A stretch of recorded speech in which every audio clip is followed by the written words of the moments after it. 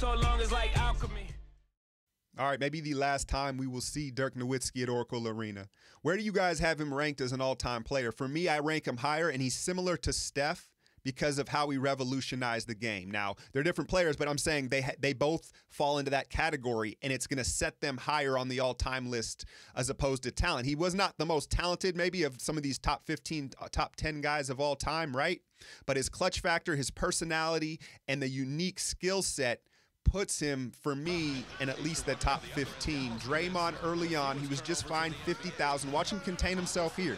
I think he thought about barking at the ref, and he was kind of like, all right. He hadn't worked up a lather yet, but it would come. Klay Thompson early, as usual. And honestly, he should have got more looks with this under 6 foot backcourt that Carlisle is rolling out. Harrison Barnes was at a Republican convention. He was not there. No, he had an ankle sprain, but you know I like to go at HB. Great contest there from Draymond, but there's the offensive rebound in the early three. Here should be the rule of thumb for Zaza. If he has to make more than one dribble, don't give him the ball, right? One dribble limit for Zaza, otherwise it's bad news. Steph gave him the ball a little early, and to ask him to make 2 or 3 dribbles towards the hoop is just problematic. Rick Carlisle, the angry, sick Jim Carrey. Jim Carrey from 23. But he coached his butt off tonight, man. So this was the game plan. We've already talked about it, force-feeding Draymond. And when he turns over the right shoulder, he has no intentions of making the shot. Now, a lot of the communication breakdowns were between Durant and Zaza in transition. And I should say KD because it really seems like he's involved in a lot of these. So Zaza thinks he's picking up Dirk, and he thinks Powell is KD's. KD doesn't pick anybody up, doesn't communicate the back screen, and it yields a wide-open 3. And honestly, we're lucky Dallas was missing these. Otherwise, it would have been a huge hole to have to dig out of. And there it is, no dribble, and Zaza, 2 hands at the rim. And the dunk count is at 10, I believe. Klay, not fair. He served it up for him. Now, this communication issue here with Steph and Zaza, guys overcompensate because they know Steph dies on screens, and that just yields wide-open diaper dandy from Dirk. And guys that have played this long together, there shouldn't be those type of communication problems. So out of the timeout, you know, Dallas jumps all over us, a trending thing here.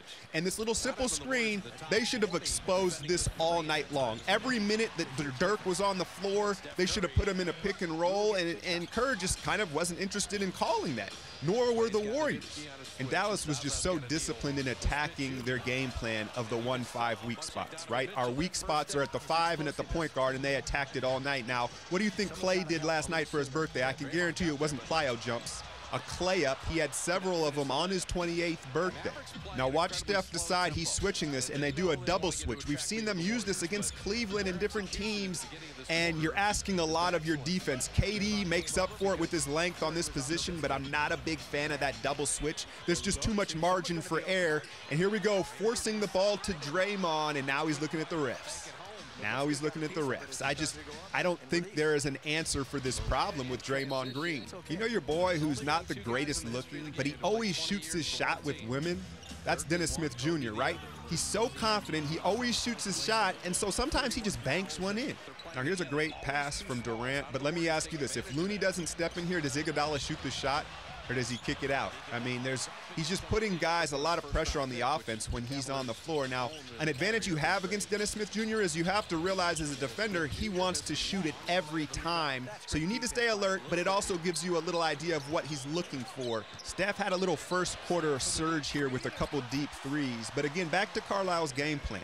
Steph historically has killed Dallas because of Dirk and their slower bigs, but he just didn't get enough shot attempts up in this first half and throughout most of the game because they were busy force-feeding Draymond on the munchkins. But you can see the body language, the lack of energy. It's been very apparent throughout the team. And rewatching this, you know, the offensive glass seemed like such a problem in this, but a lot of them were off missed long threes, and that's tough. KD still needs to work on the boxing out. Let's be clear about that. But Powell's an offensive rebounding specialist. A bad habit that Looney's picking up is he's not getting his money worth on some of these fouls. He's yielding too many and ones. You're around David West and Zaza every day. Figure it out, Loon. And I can't help but think how good the Stanford product would look at center for Golden State, but Cuban ain't giving him up. Let's be real. Watch Klay wait for him to fight over, and then he goes. The timing is immaculate, and the nuances of playing off screens, Clay's just got it down. Here we go in transition, and the second unit really started to figure out, oh, we can run on these guys. I think that helped them. For once, they were the faster unit on the floor. Livingston got busy on these little dudes, right? And Sean, I really believe he is pacing himself. We've talked about Iguodala. Sean, I think with his body frame and the way he still moves, he's going to be good through the remainder of his contract, barring injury. And he had himself a nice game. Iguodala times the trap perfectly. KD, take notice. But then he tries to hit the gas pedal and skirt. I don't know, man. I don't know. I'm just going to wait and see. Mouse in the house. So watch, when he turns left shoulder, that's to get the bucket. Turns right shoulder, that's to draw the foul. He's going to have to switch that up. I think opponents will figure that out. And, you know, with his new dental mouth guard here, it got me to thinking maybe they should put a muzzle on Draymond. I think that might be the only way to quiet him. And if I'm a ref, I'm annoyed of him too. Let's just keep it a buck. Look at David West elevate and try to spike that.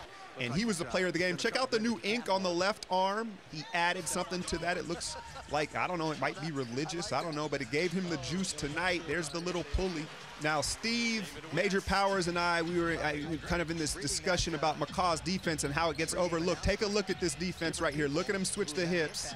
And now DSJ hits that jumper, but you can't complain about the defense. And if you want to notice, a lot of these turnovers occur with McCaw kind of within the play, and without question, he is the best at fighting over screens on the team, and that's a dangerous play. And this is where Draymond kind of loses his cool. And I can understand that's a dirty play right there. That's happened to me several times, and you get tabletopped, and it just makes you leery to elevate. Watch this. That's not really a basketball play. I mean, I guess you can technically say he reached at the ball, but undercutting him in the air, I can see why he was pissed off. Look at KD's like, calm down, bro.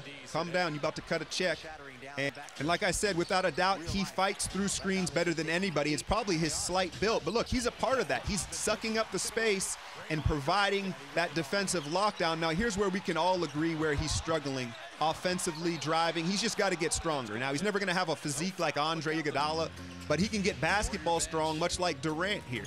Now, watch KD and David West both come to help, and then there's a lack of a box out. And communication is culprit number one with the struggles defensively right now. That's very clear. Again, look at McCaw. One of the shiftier, more explosive guards in the leagues, and he just puts them on clampers.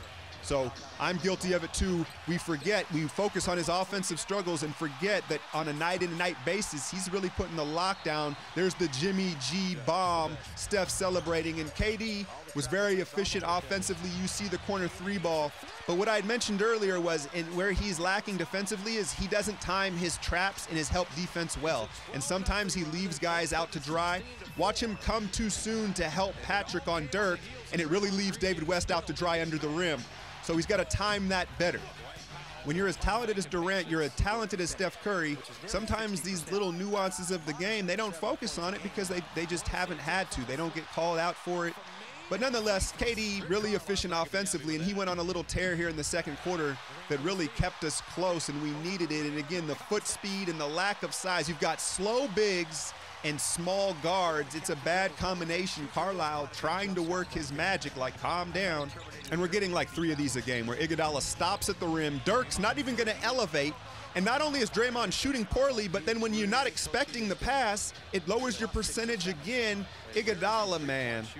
And here's where Switch City started to happen, and this is where Carlisle was effective, slowing down the game and getting the matchups he wanted. Steph really had a valiant effort when he was getting switched on it, but again, you're putting him in a compromising situation, or he's putting himself in it really by not fighting over and switching, and here we go again with it.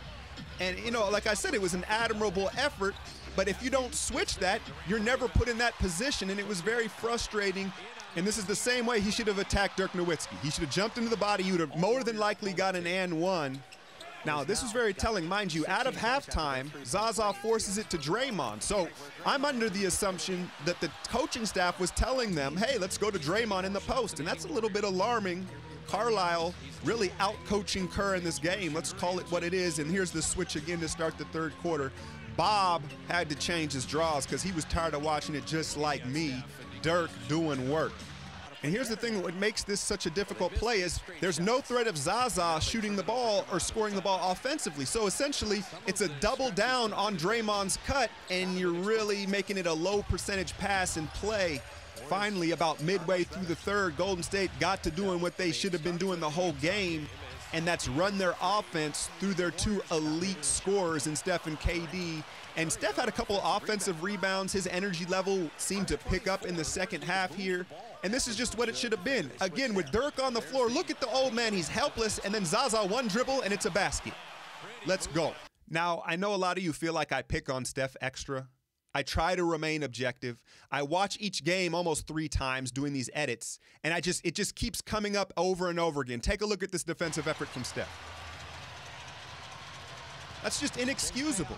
It's inexcusable to put Zaza in that position against an under 6-foot guard, and Kerr is doing Steph Curry a disservice by not holding him accountable for the way he dies on defense. Now here's a great cut in a finish. And offensively, he can't have it all. I understand that. If Steph Curry was a great defender, he'd probably be the greatest player of all time, right? So I understand that, but some of the stuff is just flat out effort, and that's what makes it more frustrating. KD, and how many outlet dunks did they have? I'm counting 4 or 5. Oh! And then look at DSJ talk that shit too. This kid's got a cocky swagger. Now, McCaw, he got blown by there, and I think he shocked him that he went left because that's his counter move. He always crosses over right. He hit him with the hezzy and went left. Then to end the third, KD's like, man, Measury, you really out here trying to guard me? You can't guard me. Measury's like, I know. Now it's the chef's turn to abuse Measury, and there was a hilarious clip where he got thrown out of a game about a week ago, and Carlisle goes, you have 2 points, get the fuck off the floor. It was a hilarious little moment, and then watch McCaw here. He can't fight back over, so he stays with the 7-footer, cuts off the roll, and then look at him box him out. And so I don't notice this thing in my first watch too sometimes, and we're so focused on his lack of aggression on this end that we lose sight of half of the game, right? And he's never going to be a strong driver, but he's going to have to figure it out. And hopefully the G League is going to give him some confidence and some time to work on his game. And then KD, that's just nasty. Usually that's out of the left hand, right? Now he has a counter right. There's nothing you could do about that. But I think the real story of the game was the bench production, led by David West and Livingston. And they really put things away. They secured the bag, if you will. Now you have to take into consideration the opponent and their bench. But even the vets need a confidence boost every now and then. David West, 10, 7, and 7 in 17 minutes. And he can play till he's 40. And frankly, we might need him unless we get some more production from some of these youngsters, right? And there was some defensive sequences that were Warrior-like. And it was kind of the second unit. They seem to give more effort and they communicate a little better, probably knowing they're not going to score as easily. So they've got to dial in on this end more often. And then this happens. So you're like, okay, maybe he can build on this. It's garbage time. Let's get him a couple open shots and get him feeling good. And it's possessions like this that makes you think they're playing possum. Richard, you might be right. You say to yourself, well, where was this in the first half of the game? Where was this in the entire Oklahoma City game? And personnel does matter, but you cannot fake the eye test of effort. And Yogi Ferrell's like, oh, that wasn't like that in the first half. And then watch Draymond. He's like, hey, take that. And he passes it back to him and forces Draymond into an inefficient drive. Andre Iguodala, man, that pass from Draymond was like a rip. Like, here, shoot this, baby. Get another one. And that just, I don't like it. Maybe Andre should go to the G League. But you see our two elite all-stars chopping it up. And the score, really didn't tell the whole story of this game. But ultimately, they locked in and did what they were supposed to do and finished off the Mavericks. I'm out, y'all.